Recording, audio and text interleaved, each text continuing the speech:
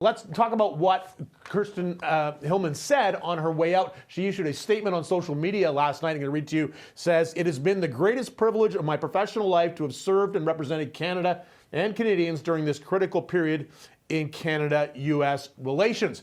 She mentions in that statement, of course, her work on CUSMA, but also refers to the role she played, and this is what she says she's proudest of in her time in Washington, the role she played in working with the Americans and the Chinese to arrange the release back in 2021 of those two Canadians who had been taken prisoner in China, Michael Kovrig and Michael Spavor.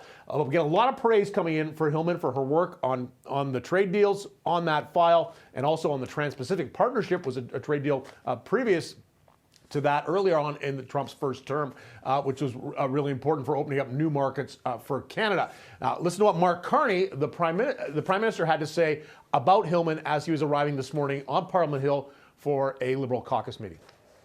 The ambassador has done a fantastic job for Canada for 6 years, 4 as ambassador, a little more than 4 as ambassador, and then 2 before that. Across a huge range of issues. Obviously, we always have a huge range of issues with the United States, and particularly in the most recent time, during an intense period of discussions, as everyone knows, with the U.S. There's a window now, we've finished our consultations on CUSMA. The Americans are just starting. The review process will gather force in the new year, so there's a window. And exceptional public servant, we're all in her debt, and I just want to thank her again for her contribution. Now, Carney went on to say a new ambassador to replace Hillman will be named in coming weeks, and the name everyone is talking about, in fact, this was reported by Bloomberg News last night, this is a lock, that Mark Wiseman, he is a financier, a Bay Street kind of guy, who's actually also a friend of Mark Carney, so that sort of might suggest that he's got the inside track on that pivotal job.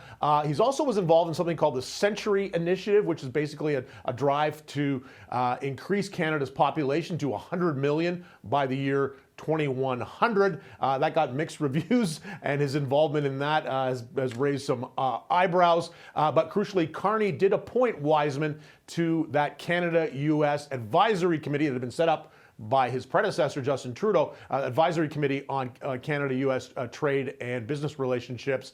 So still an active organization and still gives advice to the Prime Minister from time to time, but it looks like Carney is kind of going it alone. So we'll see coming weeks, maybe before Christmas, maybe early in the new year, whether or not Mr. Wiseman is finally Mark Carney's choice to take over what is really the most important position in the entire Canadian diplomatic corps.